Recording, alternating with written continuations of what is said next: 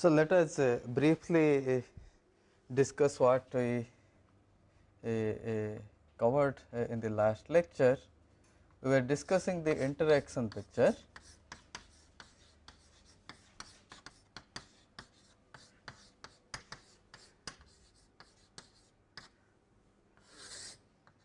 And in the interaction picture, both the operators as well as the state vectors are time dependent. However, the time evolution of the operators is governed by the free Hamiltonian. The full Hamiltonian has a free part and an interaction part. The free part we know how to quantize, we know the exact spectrum. We do not know in general how to deal with the full Hamiltonian. So, what we did is we have introduced the interaction picture, and then we will see how the interaction picture helps in finding the spectrum and so on. In the interaction picture, the operators, if I call O I of t to be an operator, it has the time dependence, which is given by the Heisenberg equation of motion, where the Hamiltonian is the free Hamiltonian minus I commutation of O of t h 0, and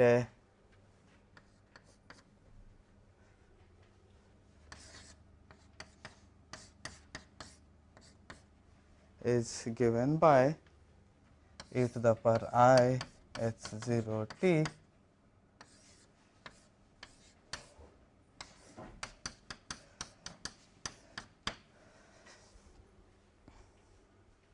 So, this is how the operators in the interaction picture are related to the operators in the Schrodinger picture.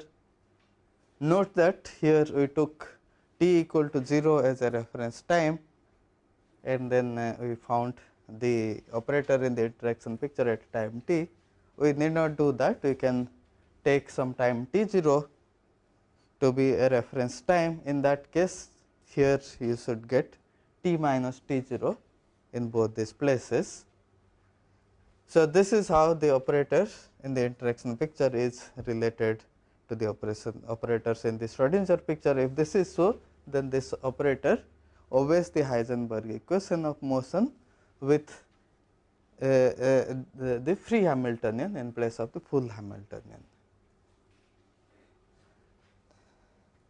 Now, we can also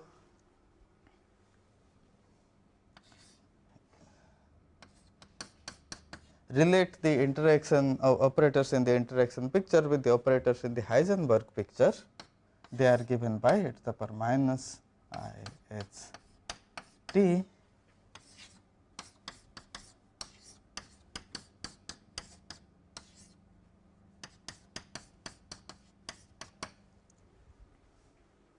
if we introduce an operator u, which is defined as e to the power I h 0 t e to the power minus I h 0 t, then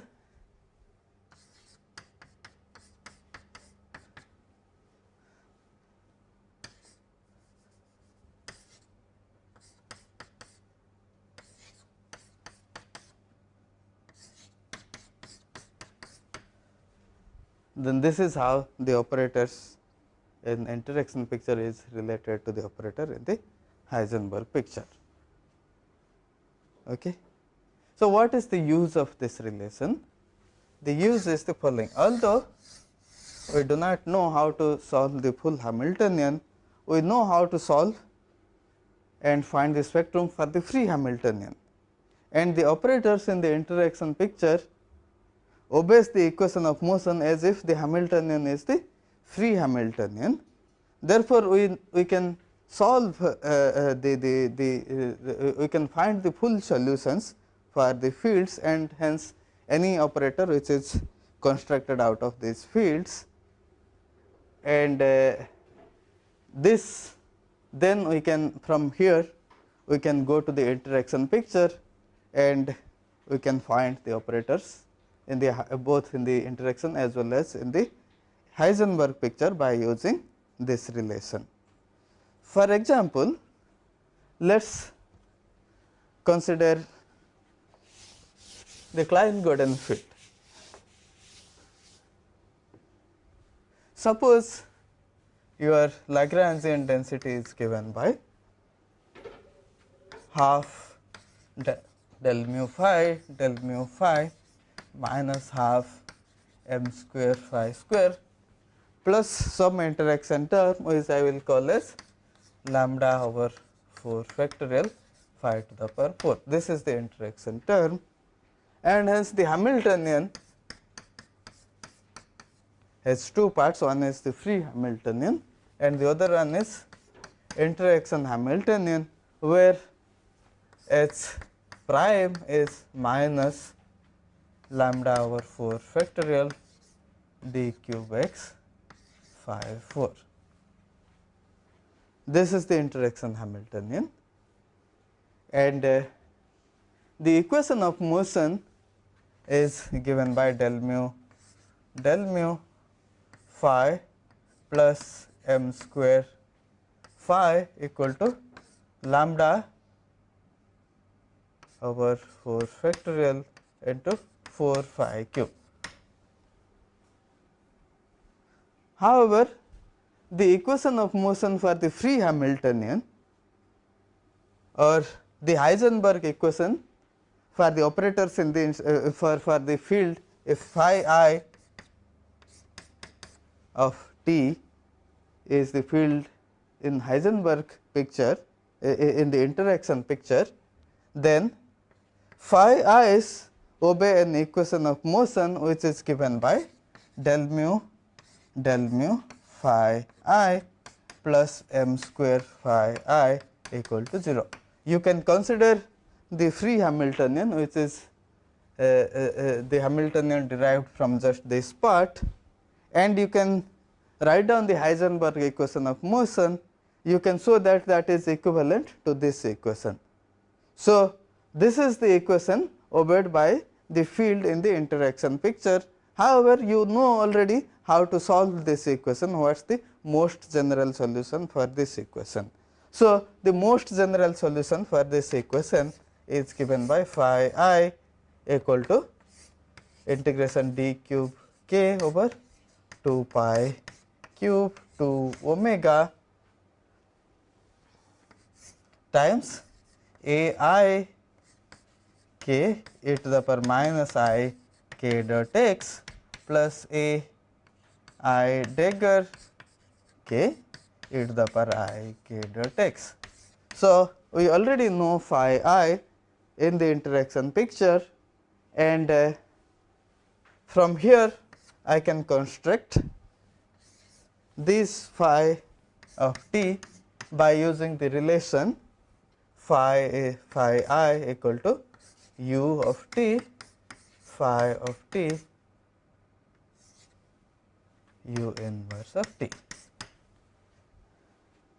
So, therefore, I know what the field is in the Heisenberg picture if I know what the field is in the interaction picture, provided I know what u of t is. U of t, as we have already seen, is given by e to the power I h 0 t e to the power minus I h t. However, we know the fields in the interaction picture, therefore, we would like to express this operator u as a functional of the fields in the interaction picture. Okay. So, to do that, we would like to find an equation which is obeyed by this operator u, and then we will discuss how to solve that equation to find a general expression for this operator u in terms of the fields in the interaction picture. This is what we will do in the next part of this lecture.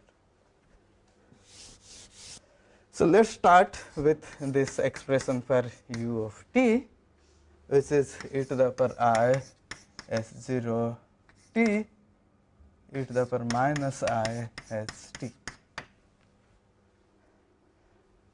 Consider del u over del t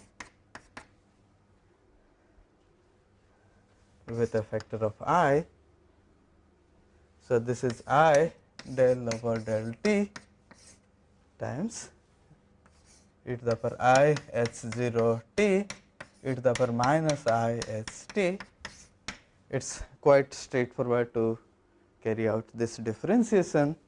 This is I times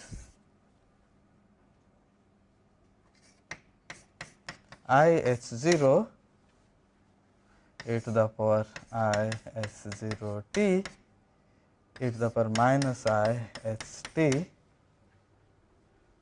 plus e to the power I s 0 t minus I s e to the power minus I s t. Okay. This commutes with this. So, what I can do is this, I can rewrite it as e to the power I s 0 t minus h 0 plus h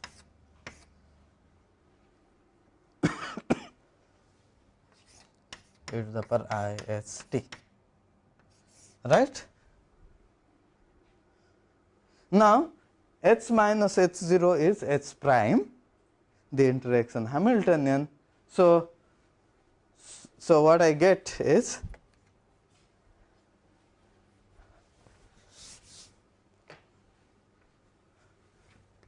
I del u over del t is e to the power I h 0 t h prime e to the power there is a minus here, minus I s t. Okay. However, we know h I of t,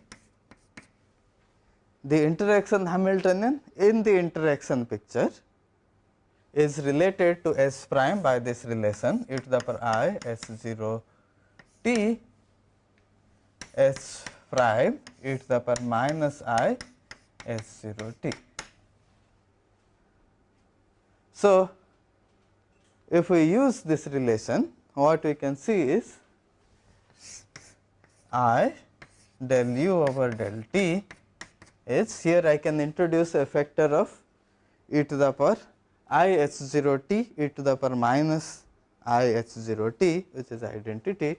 So, what I will get is h I of t and e to the power I h 0 t e to the power minus I s t. However, this is nothing but u of t. So, what I get is I del u over del t is equal to h I of t acting in u of t.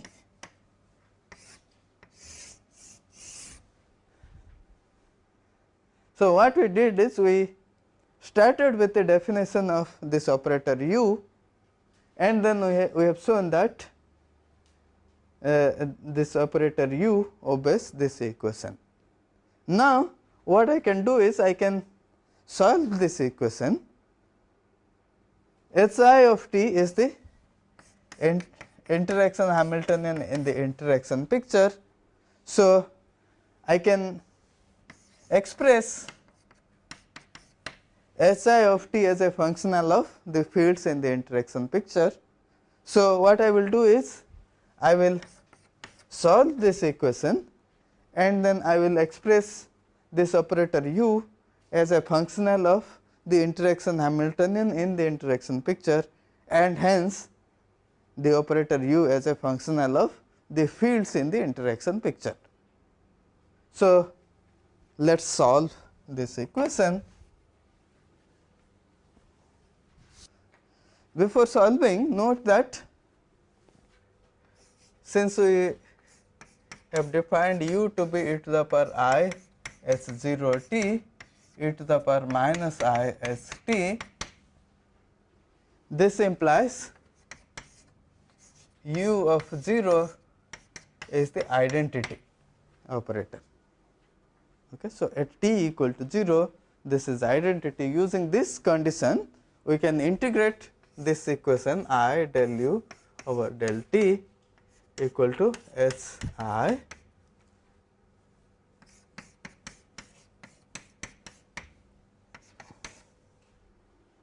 this implies u of t equal to u of 0 minus integration 0 to some time t I dt 1 h I of t 1 u of t 1. Okay. Or since u of 0 is identity, this is 1 minus this. You can recover this equation by differentiating this with respect to t. As you can see, if you differentiate this with respect to t, you will get del u over del t is minus I h I t acting on u of t, which is this the same equation. So, I have got this. Equivalently, u of t 1, since this t is some arbitrary time, 1 minus 0 to some time t 2 I dt 2 h I of t 2 u t 2, right. 0 to t 1, thank you. So, what I will do now is, I will substitute this expression for u of t 1 here, and if I substitute, what I will get is u of t is 1 plus minus I 0 to t dt 1 h I of t 1 plus minus I square 0 to t dt 1 0 to t 1 dt 2 h I of t 1 h I t 2 u t 2. But now again I can substitute for u of t 2 and I can keep doing this. So, when I do that, I will get a series which in general can be written as sum over n equal to 0 to infinity minus I to the power n 0 to t dt 1 0 to t 1 dt 2 and so on up to 0 to t n dt n minus 1 h I t 1 up to h I t n. This is what is the expression for u of t.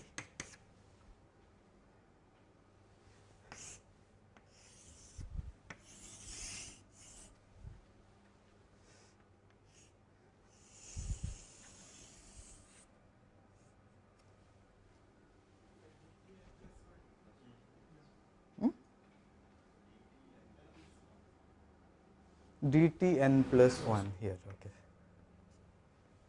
h I of t n plus 1. Okay. So, what we will do is that we will start with this expression for u of t and then we will rewrite it in a nice form. To do that, let us look at the second term in this expression. Okay. The second term in this expression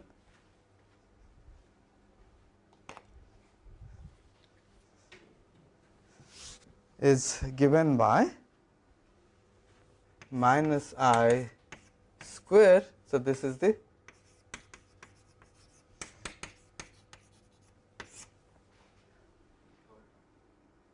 third term.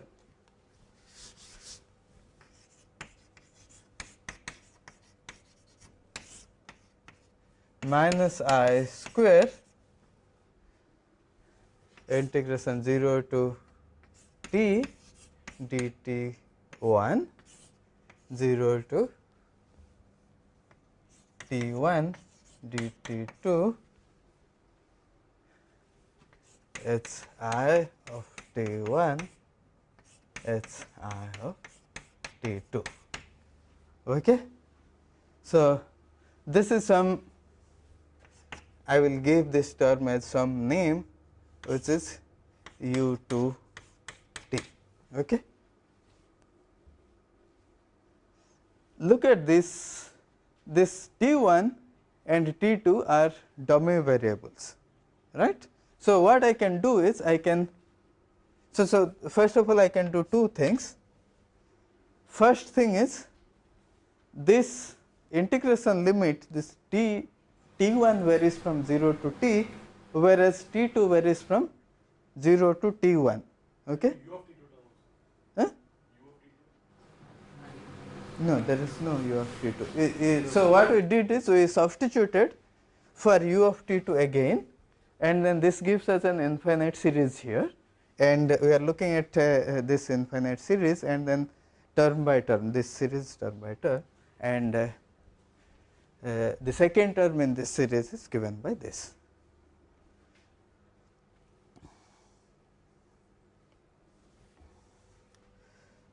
So, because t 2 varies from 0 to t 1, I can rewrite this as minus I square 0 to t dt 1 0 to t dt 2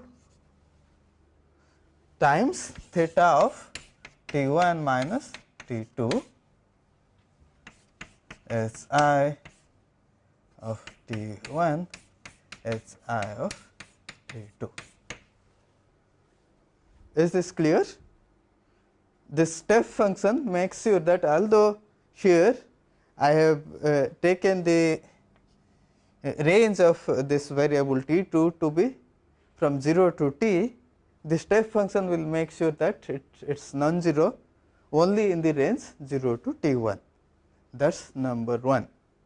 Number 2 is because this t 1 and t 2 are dummy variables, I can rewrite this u 2 of t to be something as minus I square 0 to t d t 1 tilde. I will call this to be t 1 tilde because it is a dummy variable. However, the integration here will range from 0 to t 1 tilde. And here this is d t 2, again since t 2 is a dummy variable, I will call this to be t 2 tilde and h I of t 1 tilde h I of t 2 tilde. But now again because t 1 tilde and t 2 tilde are dummy variables, let us label them as t 1 tilde equal to t 2 and t 2 tilde equal to t 1. If you do that, then what you will get is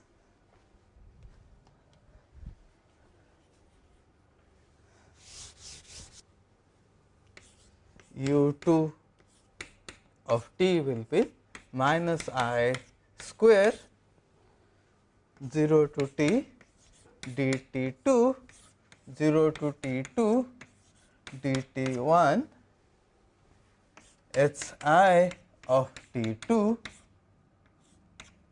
h I of t1. Or what I did is I merely exchanged t1 and t2 because they are just dummy variables. Again I can introduce a step function here and I can take the range of this variable t1 to be from 0 to t. So, when I do that, this is minus I square 0 to t dt2 0 to t dt1. However, now it will be theta of t2 minus t1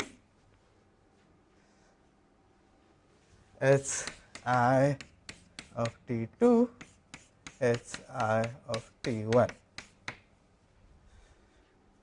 So, I can take this and this expression, I can add them and divide by 2. So, as a result what I get is this same expression is minus I square over 2.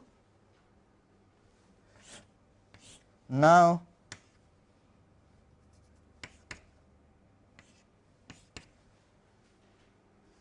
dt1 dt2 times theta of t1 minus t2 h I t1 h I t2 plus theta of t2 minus t1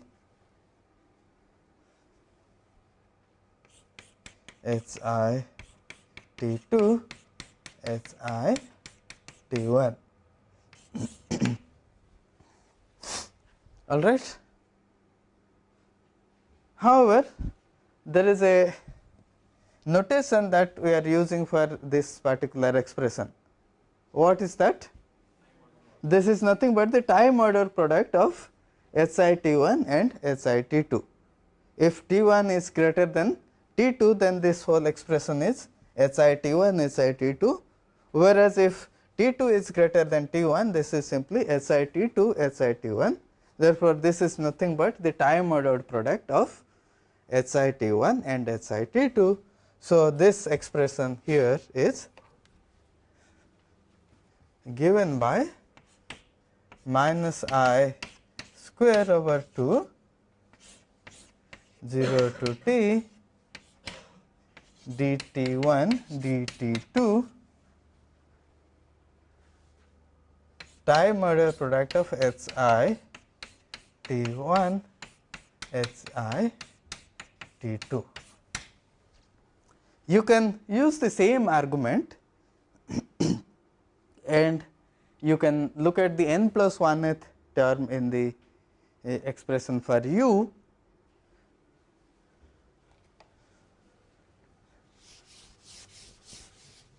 What you will get is the following. So, in a similar way it can be shown that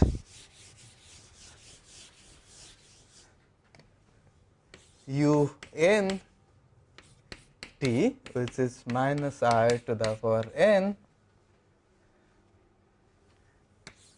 0 to t dt1 0 to t1 dt2 and so on up to 0 to t n minus 1 dtn h I t1 h I tn. This expression here can be written as minus I to the power n divided by n factorial 0 to t dt1 up to dtn time order product of h I T1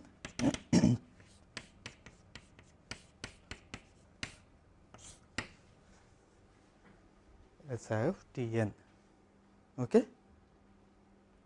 So, this operator u is nothing but sum over n equal to 0 to infinity u n t, and this is sum over n equal to 0 to infinity this term minus I to the power n over n factorial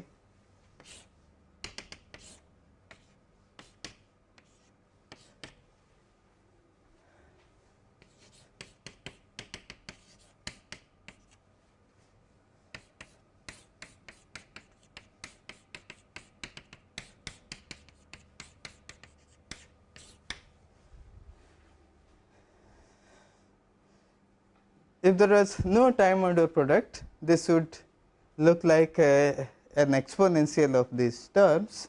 So, what I will do is, I will write this term here as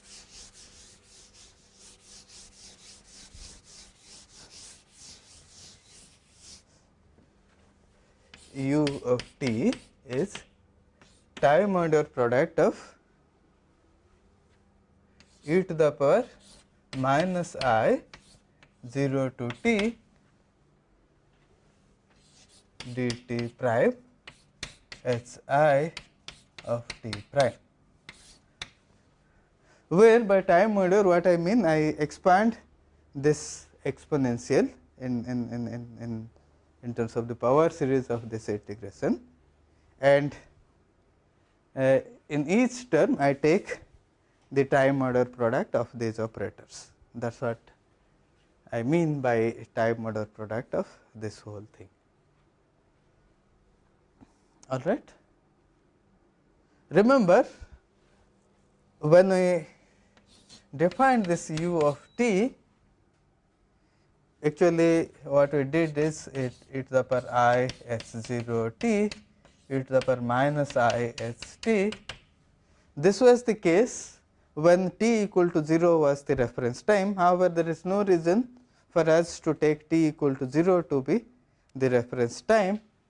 In other words, in this expression a I t, which relates this the operators in the interaction picture with the operators in the Schrodinger picture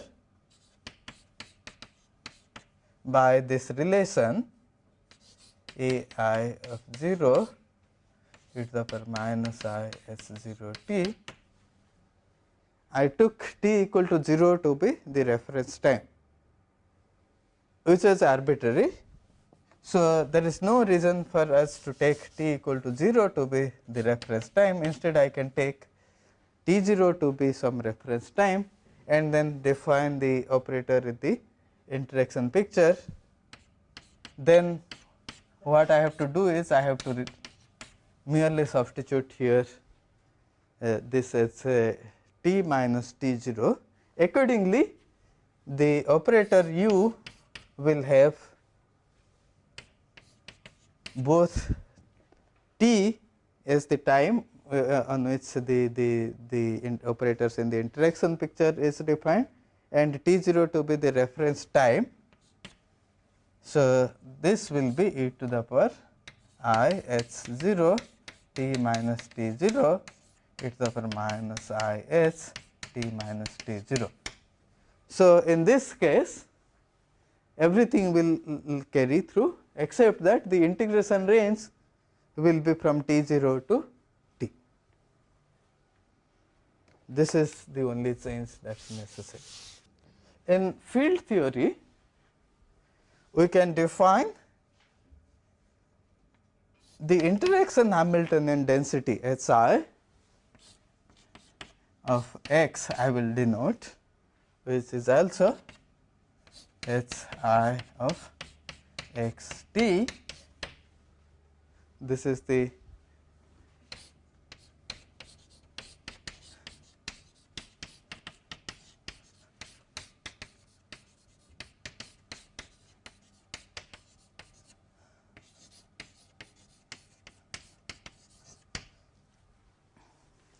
interaction Hamiltonian density in the following way. We have already seen in the beginning that the interaction is given by nonlinear terms in the fields. Okay. So, when you write down the Lagrangian, the full Lagrangian, it will have free parts as well as it will have parts like in the case of electromagnetic field interacting with a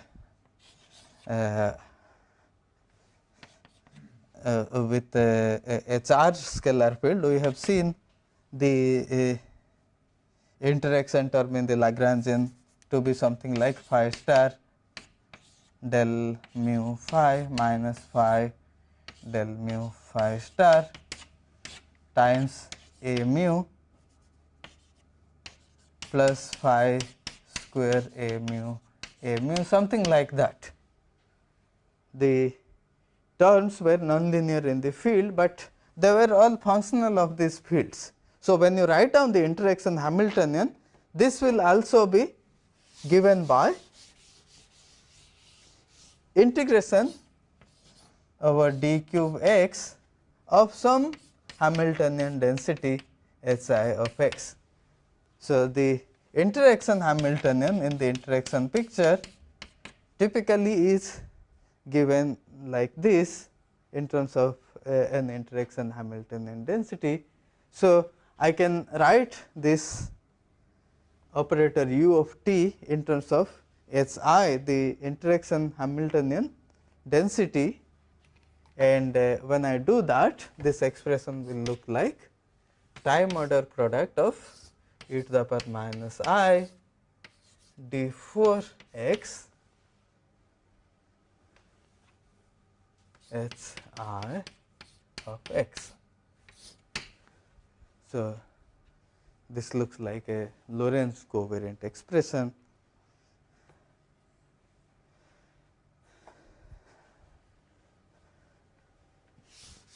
Instead of considering the operators, we can also consider the state vectors. We know the state vectors in the interaction picture obey a Schrodinger equation where the Hamiltonian is the interaction Hamiltonian. So, if psi of t I is the state in the interaction picture, then this obeys the equation I d psi over dt equal to h I of t acting on psi t.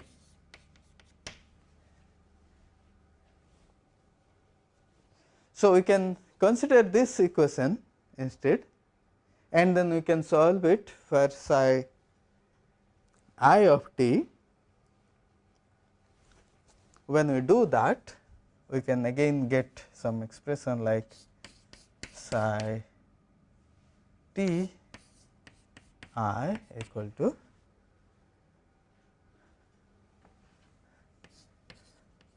let us say there is some initial state and then minus integration some t0 to t minus I h I of t prime psi I of t prime.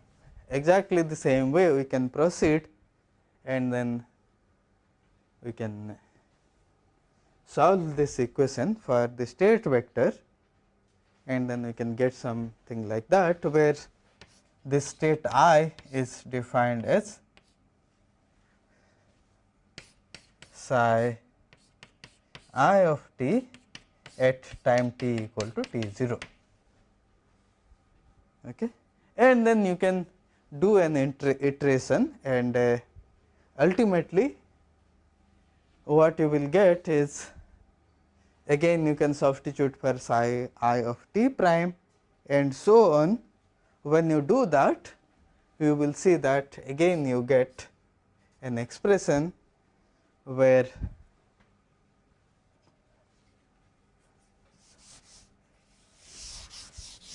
this becomes,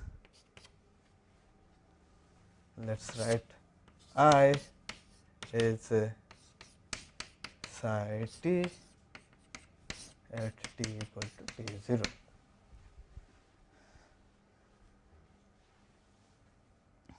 Time order product of e to the power minus I h I of t prime dt prime, where the integration ranges from 0 to t, acting on this state I. Okay. Now, when you do a scattering, what typically you do is you prepare the initial state at some time which is t goes to minus infinity, where the particles were essentially non-interacting.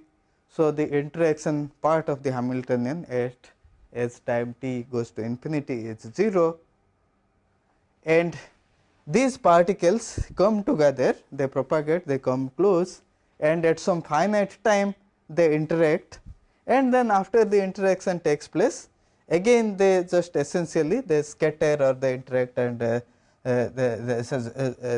some physical interaction takes place, and then finally they go away, and again as t goes to plus infinity you get some final state.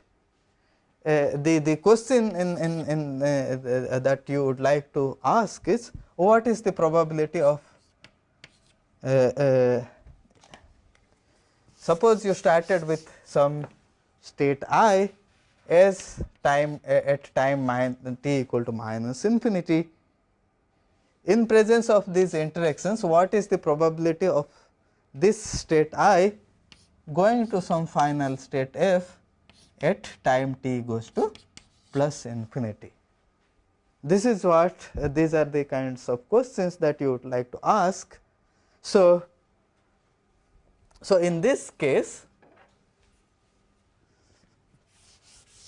you define the state I to be the limit t goes to minus infinity psi t I, and you define the final state f to be limit t goes to plus infinity psi t I,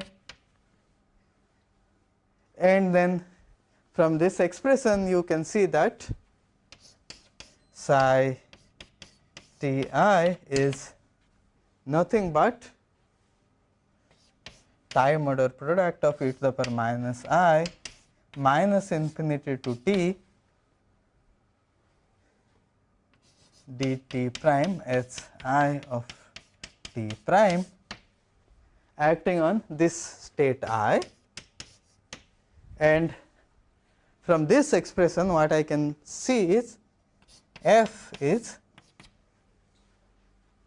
the state in the limit t goes to plus infinity. So, this is time order product of e to the power minus I minus infinity to plus infinity dt h I of t acting on I.